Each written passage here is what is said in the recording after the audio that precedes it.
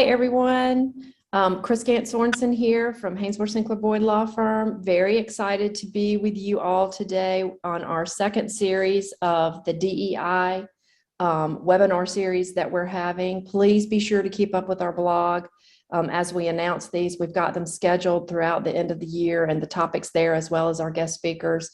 We've been very excited about this series, and as you know, we kicked it off in August with Women's Equality Day. Today, we are very, very fortunate as our guest to have Herb Johnson. Herb, a lot of you folks know him. A lot of you folks are in the HR world, and you're as excited about hearing from him as I am. Herb is someone who has been in the HR world as a DEI consultant for years.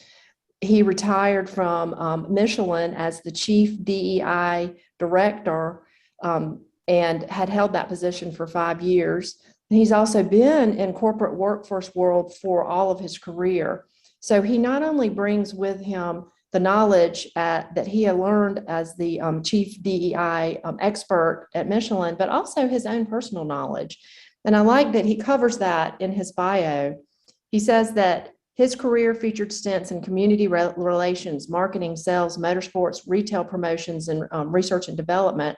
And he got his Bachelor's of Science from Ohio State, so really good football team. He's also a Riley Institute Diversity Fellow.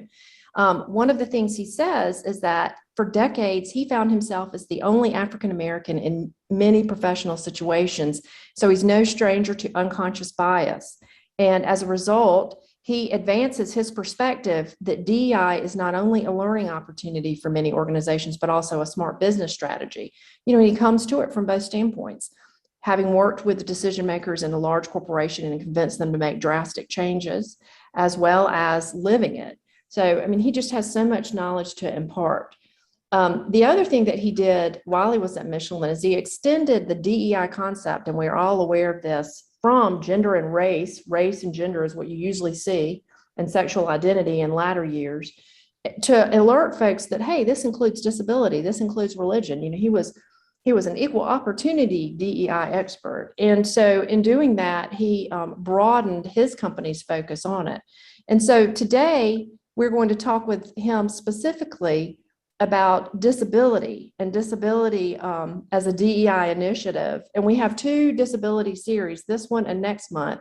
And of course, October is October Disability Awareness. Today, we're covering accommodation and the value of accommodation and the legality around accommodation. And then next month, we'll be covering the interactive process. And so these will not be duplicative, lots of information to share. We could talk about disability forever in regards to the DEI context. So welcome, Herb. I'm very glad to have you. We're fortunate to have you. So just remember the normal rules. If you've got any questions, drop them in the chat. We'll answer them when we can, and we'll certainly get to them. You have HRCI and SHRM and South Carolina CLA credits, so you know we'll be sending you the information after that. The PowerPoint presentation will be available, and make sure you're subscribing to our blog so that you can continue to receive updates. All right, so how we came about wanting to talk about this. SHRM did an untapped talent study, SHRM Foundation, and I read it and found it fascinating. They did it in conjunction with Walmart. And specifically, they were saying, hey, all of you folks, all of you employers who have hiring problems, which everybody has them again right now, and we all had them right before the pandemic. There are some untapped talent groups that you're leaving out there and not pulling from. Disabilities is one of them. All of them are here that they focused on in the study, but disabilities is one of them. And I'll tell you, only 20% of people with disabilities are actually employed. And it's not because they don't want to be employed.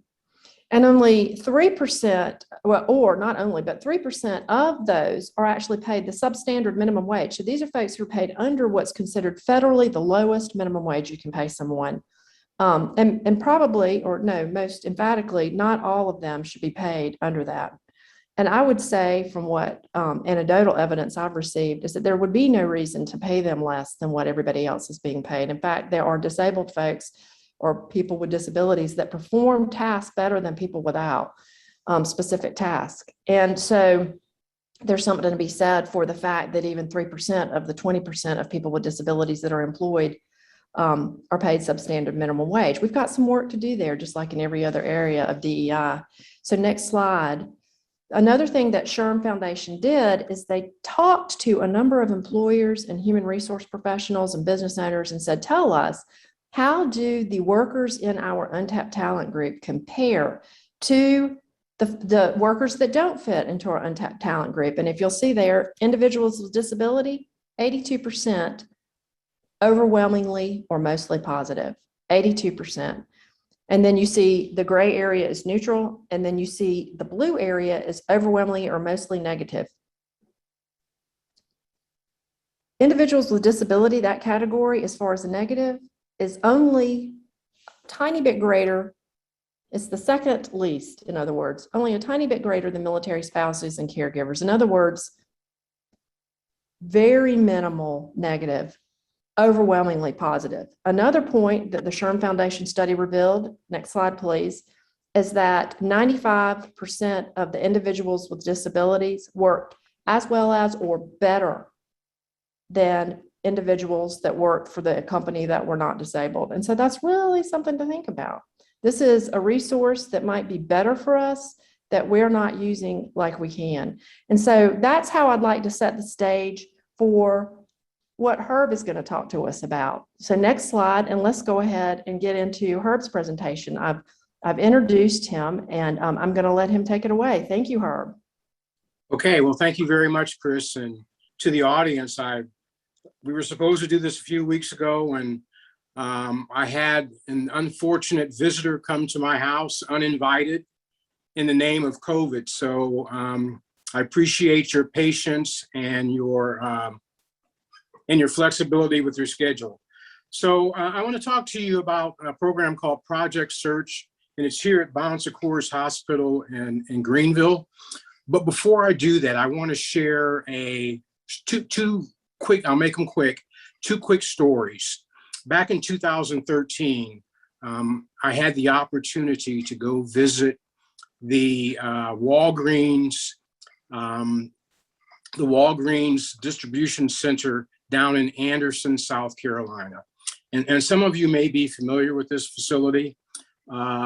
Walgreens decided that they wanted to support people with disabilities, and they wanted to have up to 40% of their warehouse staff be people with disabilities, both physical disabilities and intellectual disabilities. And so I went down there for a tour to see how all that was working. And of their 20 distribution centers around the country, the Anderson facility was the most productive. It had the lowest turnover rate. It had the lowest accident rate. And it also had the lowest rate of absenteeism. So it proved to me that people with disabilities are able to do any task. And one of the things that when I talked to the manager, he said they employed a process called ATP, because we all kind of put boxes around people that may have different abilities than we do. And we think that there are things that they can't do. And the manager told me what they did was they applied ATP. And what that means is ask the person, because they've already thought about how to do something. But we want to minimize what we think they can do. So long story short, and they've done this now in all of their facilities. And their production is going off the chart. So clearly it's working. So after I visited them, I started thinking about Michelin, and I started thinking about my role as Chief Diversity and Inclusion Officer. So you have to, if you're going to talk about something, you got to be able to really walk the walk and talk the talk. So in 2015, I got a summer intern, and she happened to be blind, legally blind and deaf. And I had her for the summer. And yes, we had to make accommodations, We had to get a bigger screen for her on her computer. We also had to, when we had group meetings, I had to bring in an interpreter for someone who could do sign language so that she could keep up with the meeting. But beyond that, that was really the only well, the other accommodations were we had to make sure that she had a buddy with her in case of a fire alarm or something that she couldn't hear. But we had a great summer. She was able to do all of the tasks that we asked her to do. And it really drove home for me the importance of hiring people with disabilities.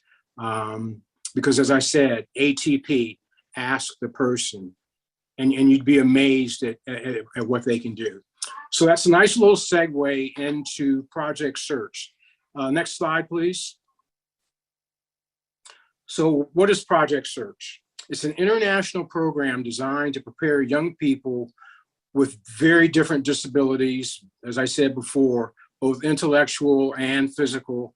Allows them training opportunities that hopefully will lead to competitive employment for them. Here in Greenville, with our partnership with Bon Secours, it's a partnership between Bon Secours Hospital, Greenville County Schools, and the South Carolina Vocational Rehab Center. This model has been done all over the country and all over the world. It's been done here in 48 states, here in the US, and 10 different countries. Typically, it's done with hospitals, banks, universities, some hotels have used it, and other businesses as well. And there are like 600 locations currently. And what this program does is it takes these students out of their high school classroom and puts them into, in this case, the hospital setting, where they do 3 unpaid 10-week rotations to learn transferable marketing skills so that they can be employed, not just there at the hospital, but in other opportunities within the community. It's a job orientation and training program, and they get evaluated for their job performance also. Next slide, please. So the interns acquire competitive and marketable job skills. They develop specific competencies, work habits, and communication skills, which are very, very important. They develop the ability to respond to employer expectations, obtain workplace instruction, training, and feedback. And this is really, really important and critical. They gain independence and self-confidence. After going through this program, some of these young people go out and get apartments and buy cars. And if you think about it, if you have a special needs child, as they get ready to exit high school, one of your questions is, what are they going to do? Are they going to be with me all of the time? Are they going to be a dependent? And this program really emphasizes independence and having them to be able to really be self-sustaining adults. So the hospital, they support the mission of serving the underserved, and Bon Secours just does a wonderful job, not just with disabilities, but across the table of people that have been underserved. Enhances an inclusive and diverse hospital setting, provides access to a diverse talent stream with skills that match labor needs. And that's the other thing that's key here. These are not jobs that are created specifically for people with disabilities. These are jobs that are mission critical to the hospital. Increases the performance and retention in high turnover entry-level positions, and inspires workers to increase their own work efforts. These student interns really become role models for many of the general staff there at Bon Secours. Next slide, please. So what tasks can an intern perform? The interns perform well in many support roles in a variety of departments throughout the hospital. They're able to complete systematic tasks that are time, equipment, or paper computer intensive. So what are some examples? Organizing materials, cleaning and sterilizing equipment, stocking and or delivering supplies, preparing patient rooms, electronic filing and scanning, greeting and escorting the patient of their family or their family, and then transporting patients. As you can see, those are standard, typical jobs in any hospital. Again, it has nothing to do with creating jobs for people with disabilities. These are mission critical jobs. Next slide, please. So who trains the interns? And this is really interesting partnership that's formed between the school district, the hospital, and Voc Rehab. So the school district provides a special education instructor who's then the case manager and instructor and provides daily employability skills, curriculum instruction. So again, as I said earlier, these students have been selected from the various high schools in Greenville County. They no longer report to their high school. This is like their senior year. And some of them, it's there because they can go up to 19 years old. They may have gotten their certificate from high school, but they're still able to participate in this program. So they no longer go to the high school. They report every morning to Bon Secours Hospital that has now set up a classroom setting for them. So you've got your special education teacher, you've got a job skills trainer that is from the school district as well. And then you have from Voc Rehab, a counselor who coordinates the support and services to reach their career goals. And then Bon Secours provides a workforce coordinator who basically is the business liaison. This person works with all of the departments of the hospital to find internships within the various departments of the hospital. And then this person also works outside of the hospital to look for employment opportunities for the interns once they've successfully completed the program. Next slide, please. So here are some of the departments that host interns: the emergency department, respiratory, cath lab, radiology, food services, linens, pharmacy, outpatient rehabilitation, guest services, radiology, endoscopy. I always struggle with that word. Environmental services, central processing, both sterilization and stocking. And I'm going to stop here because this is the one that really hits home with me. If you think about sterilization, and if you think about tomorrow morning when Dr. Johnson shows up in the operating room, he or she expects everything to be sterilized and everything to be in place. Don't want to see anything out of place. You certainly don't want to see anything that's not sterilized or ready to go. Well, who better to do that than someone with autism? Just think about that for a minute. Who better to do that? Who is going to be extremely regimented, who will be able to repeat this process day after day after day. Someone who is not going to get bored with what they're doing. Someone who is going to want it to be done perfectly. Who better to do that than someone with autism? So that's always, I love using that example when I'm talking about this program. And then they also intern in transportation, pre-op preparation, primary medical care practice, and then critical care unit as well. Next slide. So Herb, if I can jump in, Sure. Last week at the SHRM conference, I had a panel of South Carolina resources for employers about hiring from three of the groups. One of them was disability. And the example that the employee services coordinator from FLSA gave was exactly the one you just gave. As far as the employee had a disability of autism, it was a different job, but his performance in that role far exceeded the performance of any other employee they'd ever had. And so, that is absolutely the point he was making, is that there are so many folks, I've actually heard that from other employers, that when someone hired someone out of the Orangeburg County Special Needs and Disability organization, he actually found that all of a sudden he had less problem, less, poor product, less poor, performance, better exacting numbers, better exacting, task performed, because he had hired someone who was disabled. So it's obviously not just those that are autistic, but I thought that was an interesting point that you just made, and it does dovetail exactly with what FLSA is finding. So I think that's an excellent point. I hope you don't mind me jumping in and just affirming that. Yeah. Not at all. Absolutely. And again, all of the interns are not all of them have autism. In this current class, there are 2 interns that have Down syndrome. There are 3 or 4 with autism.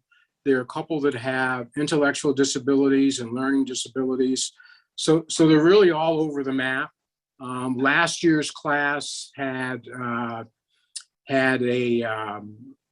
young lady who had cochlear implants. They've had interns that a couple that have been blind. So it's all over the map. And we talk about inclusion. This is a great example of being able to create an inclusive workforce.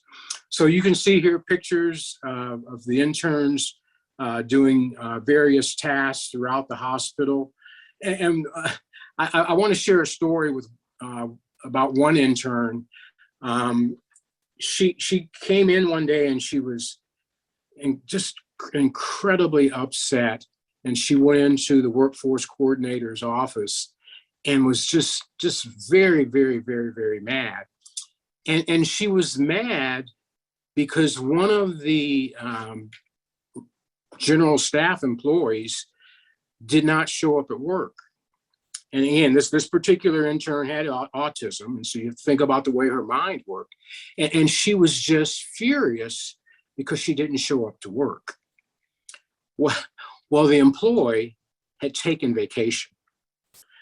But for a person with autism, that didn't really compute.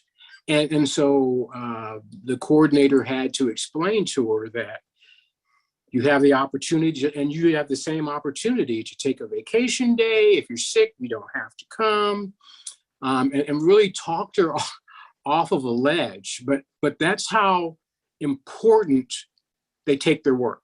They take it incredibly serious, and they don't want to miss work, and they would expect everyone else to be there as well.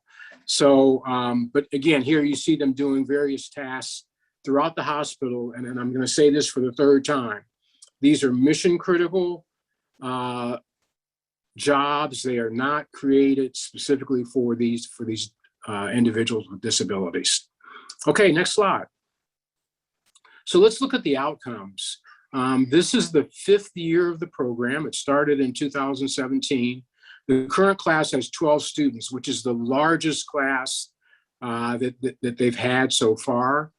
You can see the first year, 8 students were enrolled, 7 completed it, which is 88%. The 7 that graduated from the program, all were hired by Bon Secours and are still employed at Bon Secours.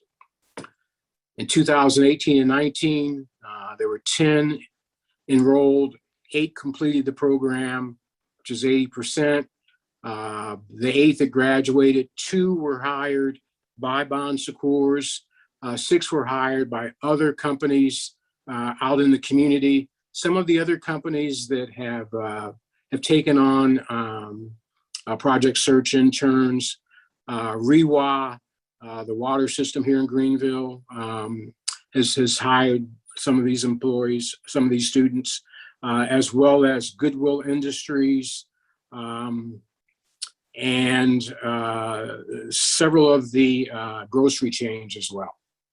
In 2018 and 19, I'm sorry, in 2019 and 20, 10 started the program and 100% completed it. 8 graduates were 2 were hired by the hospital and 6 out in the community. And then last year, 8 out of the 9 students enrolled completed it. The 8th that graduated, 4 were hired by the hospital and 4 in the community. So pretty impressive numbers. If you look at it, 94% of the graduates were able to be employed. And again, we're talking about young people whose parents weren't clear what the future might look like for these young people, and 94% of them are employed now. 2 of them are getting married. Several of them have their own apartments now, and a couple of them have bought their own cars. So it's just a great program. If you're not aware of it, I would encourage you to check in your cities if you're not here in Greenville, to learn more about it. It's just a great way to really create an inclusive workplace. I think that's it for me. Any questions? I did have some questions, but we Sure. do have a question here from Whitney Wright. She asks, how did the onset of the pandemic affect Bon Secours and those former program participants who were hired but may have been or are considered high risk for contracting COVID-19 and seriously being harmed by being seriously harmed by it as a result of their disability? Did that make sense? Do I need to read it again? I stumbled over it a little bit, Herb. Okay. I got the essence of it. Well, first of all of the interns have so far agreed to be vaccinated. So they've all been vaccinated. This year in particular, there have been some departments that had to back off on taking interns because of COVID. But it has not, and then the other piece of it is because there are so many openings now and people are looking for people to hire, it's been, quite frankly, a little easier for them to get jobs. But COVID has affected where they can actually intern. It has reduced the number of opportunities there. But then they just move to other areas that aren't necessarily affected by COVID. So they answer the question?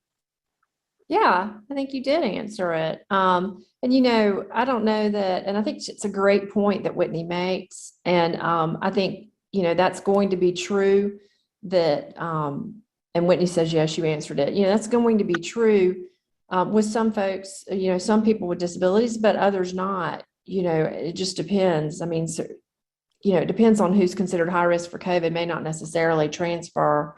And then it's good to have the loyal employee. Part of the SHRM Foundation research through the pandemic, when employers had a lot of time keeping folks employed, they were employing returning citizens, folks that had been serving time, and they found that they were more loyal than a lot of the folks that they had in before the pandemic. And they were able to make their business 35% more successful during the pandemic with their help. I mean, I think this would be true also of this very loyal crowd. So, sure. These statistics to me are wonderful. It's so exciting to hear this. And 94% of the graduates are employed.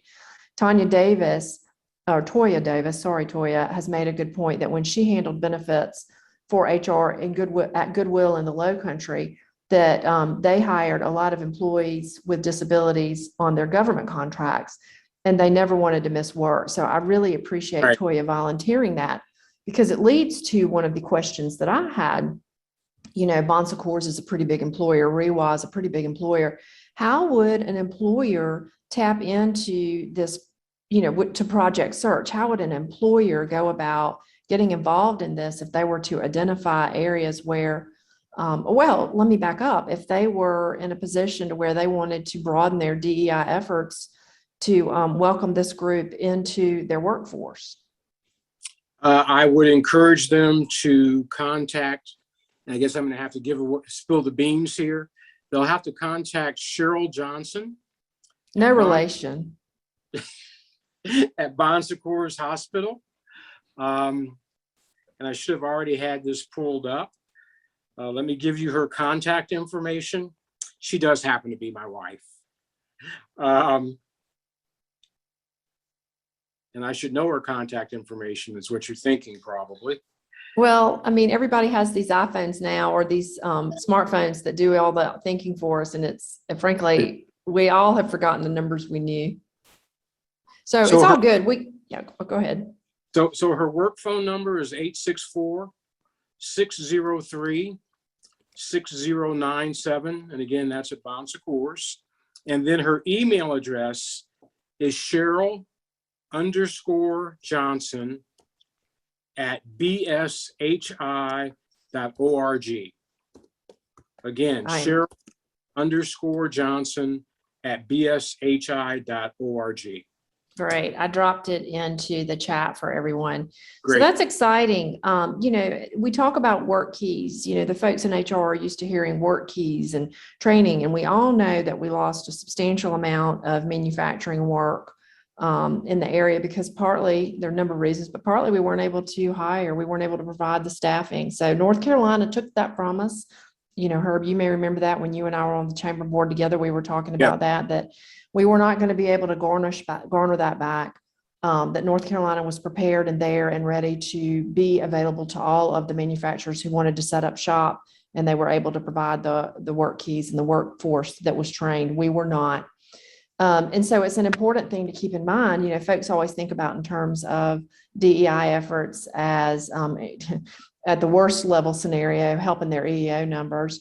But even in more positive and helpful ways, in doing the right thing, being good in the community for the purpose of the sake of it, being good examples, being good leaders, even doing it for the right reasons, sometimes missing the importance that this may really improve your business. This may improve your business footprint, not just your DEI footprint. This may make you a more productive, a more successful business. So I think it's important to think about that here and realize that we're missing out on a group of folks who are going to help with every single aspect of our business, not just our DEI efforts. So I do have another question. Sure.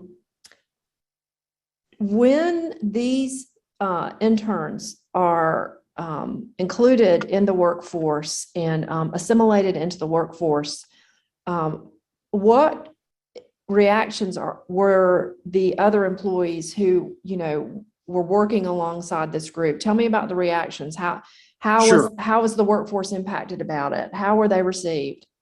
Sure. And again, it's because we're all diverse and we all have diverse experiences and diverse thoughts. It's all over the board, as you would expect. Some people were cautious, concerned, because again, of ATP, until you really start thinking about asking the person how they're going to do a task, you're a little reluctant. And then there were others who were very excited to have them be a part of the department. And if you think about it, if you think about the number of friends, family that we know that have a child with disabilities, so everybody knows somebody. So you went from some people being cautious and maybe a little anxious to people being very excited to have people with disabilities in their department. And then once you see them perform, everyone gets excited. Over the 4 years, I mean, there are some departments there that are clamoring to get more interns from this program to be a part, because again, their work is excellent. They don't miss any work. And they're really Right. committed to whatever they're doing. So people that typically started out maybe a little anxious, maybe a little reluctant, get won over very quickly. They get won That's over. wonderful. Yeah. Was there any training that Project Search offered to the workforce to make sure that they were receptive and welcoming? Not necessarily any training, but just a lot of presentations on what the program entails and examples from other hospitals, but no specific training, no. So I will say to our attendees that ABLE-SC can offer that. The ABLE-SC can assess the workplace and see what you need, and also engage in training to help your workforce be receptive. So you'll see that I have the ABLE-SC representative for our area on the last page of resources, as well as some other information for you. But I think there's a number of organizations besides Project Search that would probably help an employer locate employees with disabilities, identify where they might be able to bring them in to their workforce, and also help employers to understand that, to Herb's good point, that they can handle the mission critical work, that we don't need to necessarily assume they'll be relegated to specific projects, but instead realize that we're just, there's some folks out there that can maybe do a better job than the folks we're hiring for jobs. So Toya has written another comment, and I want to make sure I'm sharing it with everyone. She said that a lot of their employees at Goodwill came from social services agencies, government contracts, offered benefits, free insurance, and 401k contributions for those employees working on the contract. So there's some value there. And if you look at it, she's got just a ton of information. She said that they also worked at the military bases, stocking the commissary, serving food, cleaning the galleys in the mess hall, sorting the mail. Then they had a sheltered enclave building for a group who had severe learning disabilities, and they handled merchandise sent from Target. So you can see this is amazing, and they helped in other aspects too. And then we've got a comment from Stephanie Singley as well. And she said her cousin had Down syndrome and was trying to get a job in the 80s and unsuccessful. So she's excited to see this. So I'm telling this with everybody just in case, folks aren't reading it. Normally I don't read the chats, but normally we don't have such great information in the chats that need to be read and shared. So that's great. I have one other question for you, Herb, and then I know I need to get on and start talking about the legal aspect of it, but I want y'all to continue your questions for Herb in the chats. I'll be monitoring them. Brittany will be monitoring them. And know that you've got his contact information that we're glad to provide as well as Project Searches.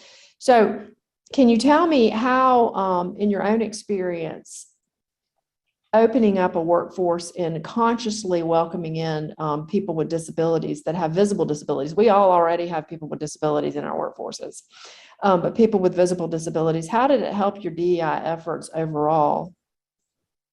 Well, again, it's eye-opening for people, and it led us to start at Michelin a business and employee resource group specifically for people with disabilities, and not just employees, but for their families as well. Again, people. How best can I say it? It just really reinforces the importance of inclusion. And we talk all the time about, especially in the business world, who is it that we want to exclude? And why would we want to exclude anyone? And so bringing in my intern, and there have been several others since I did it, and our plant down in Anderson, actually one of our plants there, is working with students with disabilities from Clemson there in the plant at Sandy Springs. But it really expands on the case of inclusion, the importance of inclusion, and to let our employees know that the sky's the limit for them and for their families. So that's great, and thank you for sharing that. So this actually prompted you to implement some of it at Michelin, and Michelin was receptive to it, right? Yes. Yeah. And again, I'm not going to say we just snapped our fingers and made it happen. There were a lot of meetings, a lot of discussions.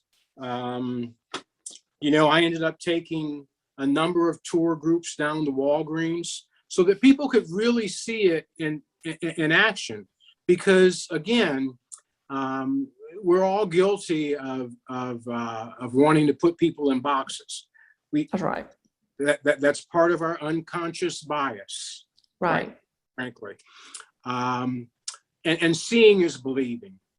Seeing is believing. So that's the other thing I would, I don't know if I still have the contact information, but you can contact the Walgreens distribution center in Anderson, and they love doing tours to show the great work that they're doing and how they're really leading the organization.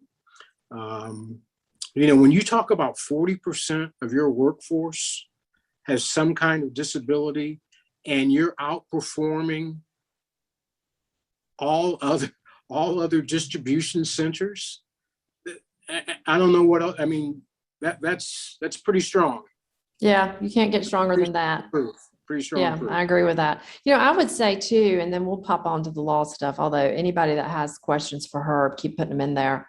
And either I will ask them, or maybe Brittany, if you can monitor them while I'm presenting to make sure we're not forgetting to answer questions that the attendees might have for her. But I know that if an employer engages in any sort of DEI efforts anywhere, you are speaking to DEI efforts on all fronts. If you show as an employer, as a business, receptiveness to inclusion and welcoming, a group of folks that fall into any DEI category, that is speaking to all DEI categories. We know EOC has done a study, and of course we all know this, and anybody who, certainly in my own practice of 30 years of, being an employment lawyer, representing employers, we're not surprised that people don't report, and we're not surprised that employees often think nothing will happen. History has been instructive on that point, and not just in regards to sex, which, definitely imploded 3 or 4 years ago, and not just in regards to race, which has always been an issue and continues to be, but in regards to everything. People are conditioned, we all know this, to go to work and act like no big deal and do our best and try to hide.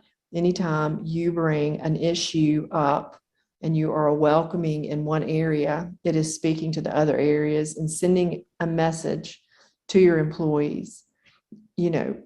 We are a welcoming organization. We're trying. You're not going to get it perfect. I think Herb has just said that. You're not going to get it perfect. But by trying, that is the key.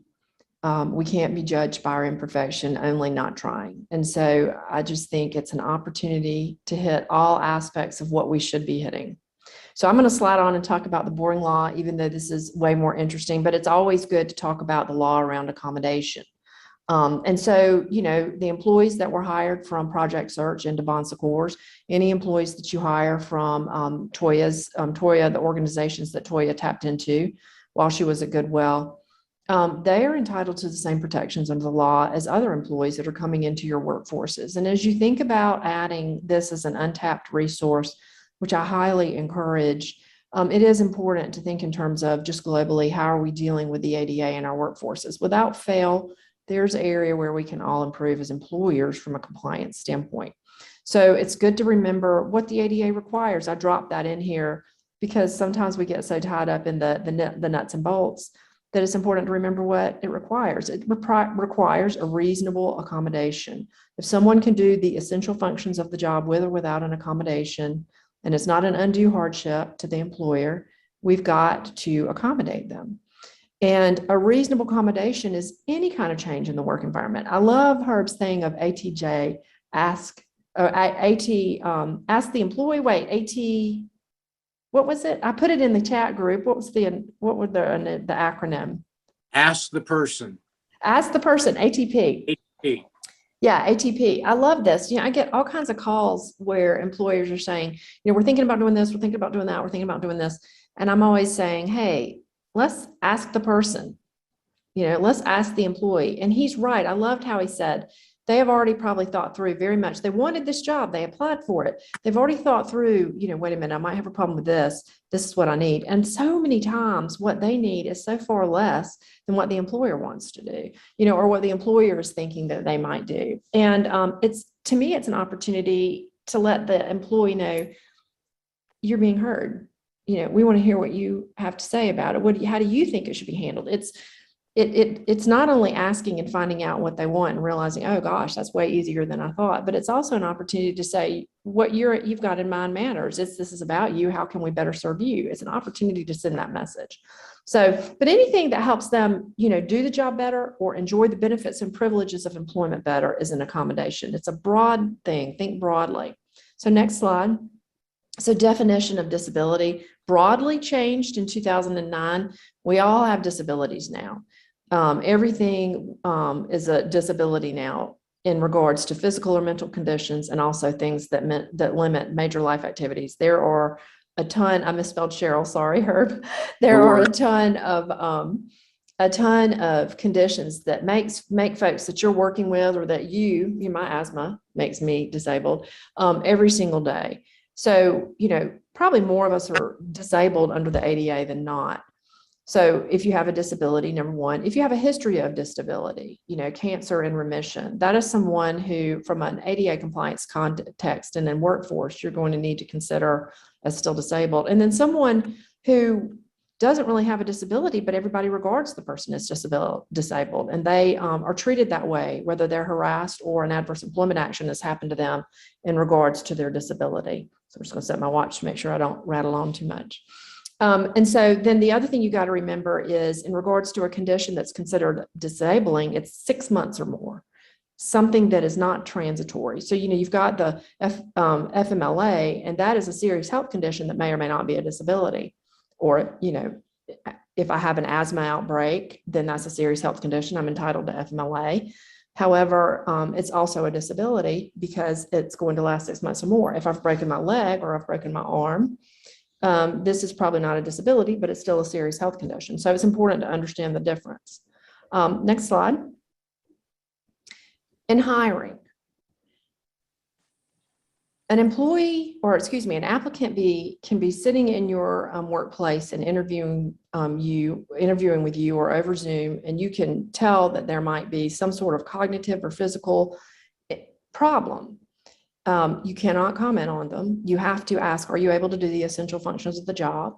This is why it's important to have a really strong job description that outlines essential functions in addition to physical requirements, and does not have every single function that's essential, does not have a 5-page list of essential functions, but literally the most essential functions in the first category, and maybe then the additional functions, and, physical requirements. How often am I going to have to be sitting in front of a computer, talking on the phone, standing, lifting? All of those should be in your job description.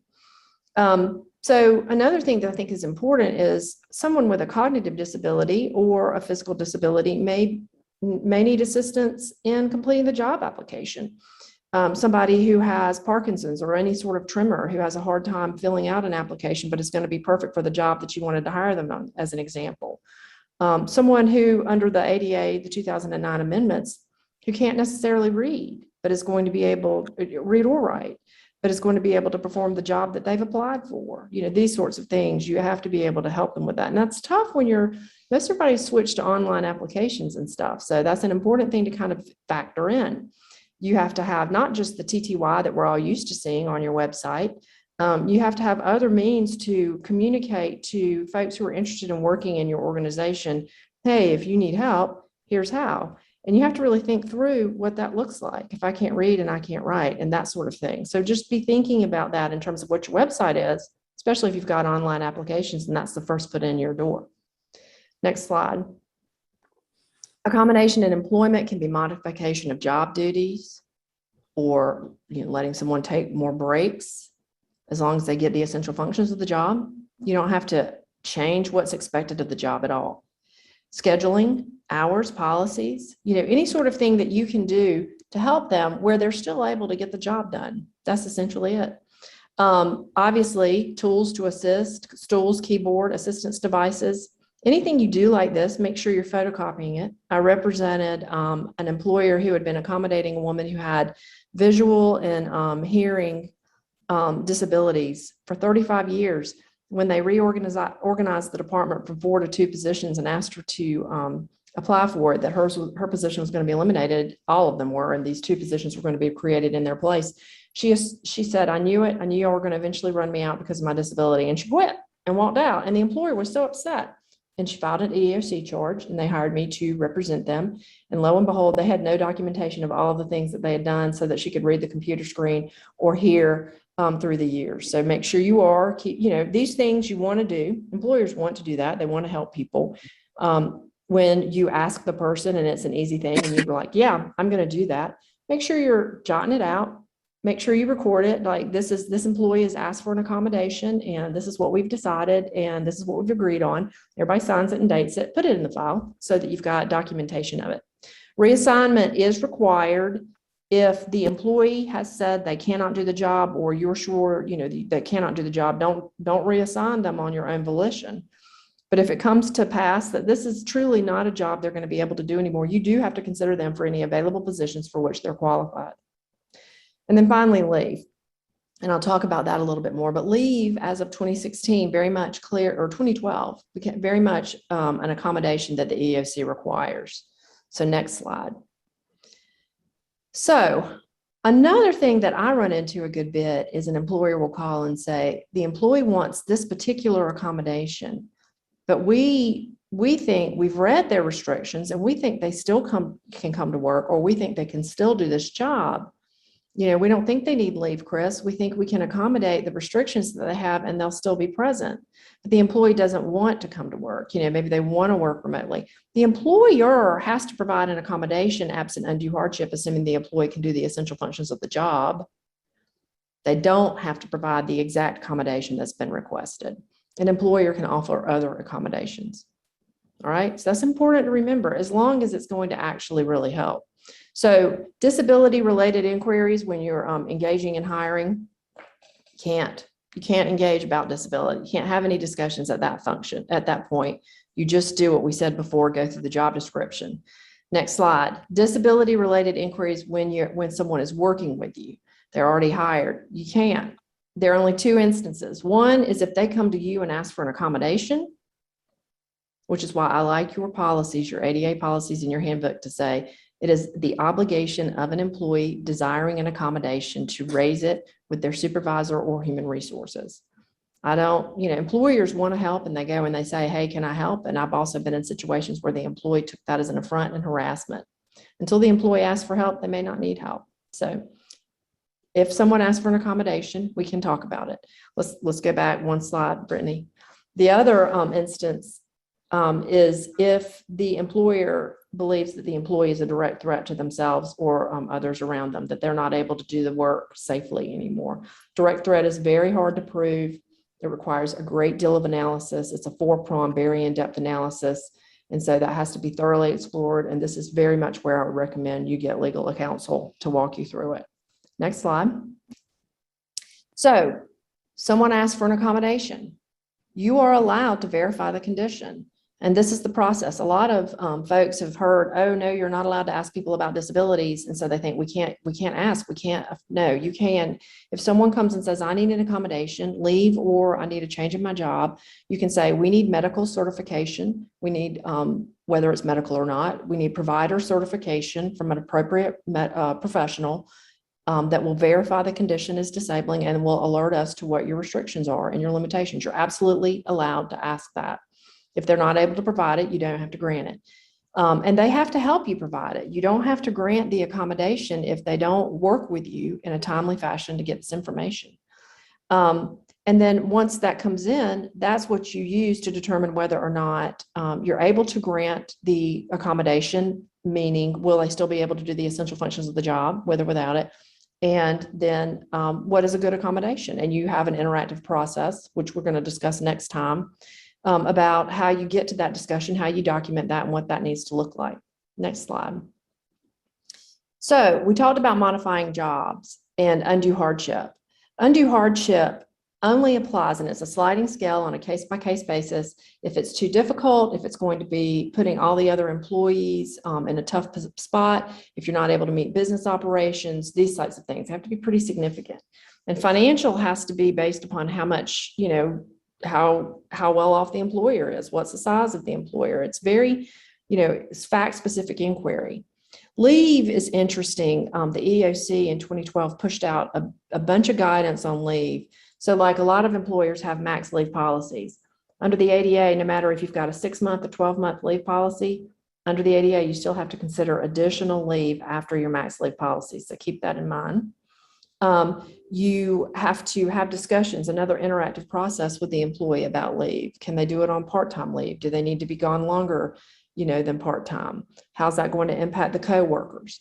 How are the job duties going to be performed? What's going to be, our inability to meet our needs?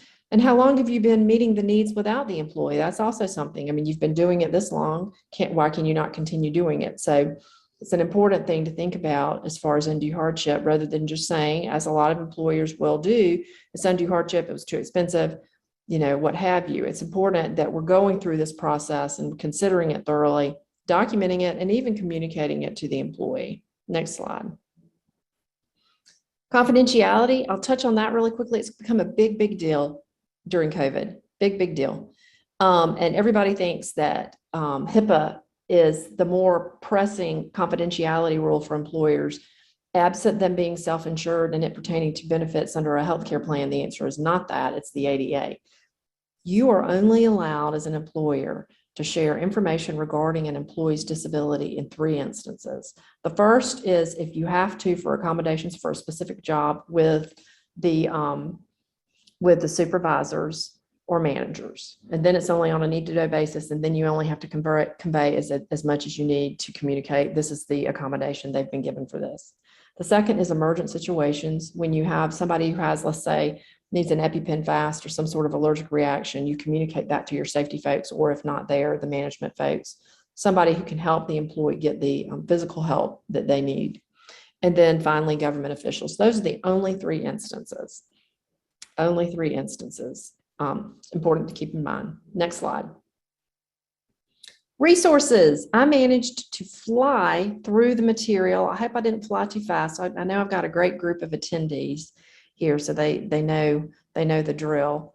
Let me make sure we don't have any questions. That's all the ADA stuff on accommodation. Like I said, next time we will be talking about interactive process, and maybe in regards to that also policies and the like. We're going to try to cover in 2 sessions all of the legal aspect of it, as well as giving you resources. I'm making sure, looking through these chats to make sure there's no other questions. There's not. So the resources page, if you could just pop back one, Brittany, I'm sorry. Resources page, the enforcement guidance on reasonable accommodation and undue hardship. This is the guidance that is the most comprehensive if you as an HR director need to just kind of run through and check it to determine whether or not, how your company is handling it, what your policies say. And also when you just need to say, wait a minute, what did Chris say? I want to go back and look at that. This is it. I'm a big fan of everyone knowing where they need to go to find what they need. It's long, but it outlines everything you need by topic. It's easy to access. You have the information right here. I'm always glad to help. Always glad to help, but I want you to have the tools to help yourself as well when you want to, because I know you can't always call the lawyer. Chris Sparrow, we'll hear from him next time, and he is someone who can help you now reach into this untapped talent group and start hiring. And then the SHRM reference I made earlier about their study, SHRM Foundation study, this is it. I would highly encourage you to look at this. It's only 14-page white paper and it's fabulous. Now, on to the next slide. Upcoming DEI series. We talked about the one next month, interactive process. November 18, we're going to be covering veterans and reservists in the workplace, in keeping with November being the month that we celebrate our veterans in this nation. And then in December, we're going to talk about religious diversity. December 1, at the beginning of the month, since by then, everybody is starting to think about decorating. I don't know, some of the neighbors that I live with and some of the folks are living in my neighborhood, they've started decorating in July and they're probably already decorated for Christmas by now. But certainly by December, Christmas is getting into our mindset. And so it's important for us because by then there've already been some very significant holidays. For instance, 2 weeks ago, Yom Kippur and those sorts of things. It's important for us to remember not everybody's a Christian, especially in the upstate, and to think about religious diversity and how can we approach that in our workforces. I think it's timely around Christmas time. So we hope that we'll see you at all three of these. And Herb, I want to say thank you to you for covering Project Search, for talking to us about some of the efforts that you put in place at Michelin. We could have spent hours talking to you about your wealth of knowledge, but I'm just really honored that you came out and talked to our attendees today, and that you were available as a resource to them. It was my pleasure. My pleasure. All right. Well, thanks everyone for attending, and we'll look forward to seeing you next time. And as always, let us know what you want to hear from us. We'll cover it. Thanks for joining this webinar presented by Hainsworth Sinclair Boyd. To learn more about the firm and its services, visit hsblawfirm.com.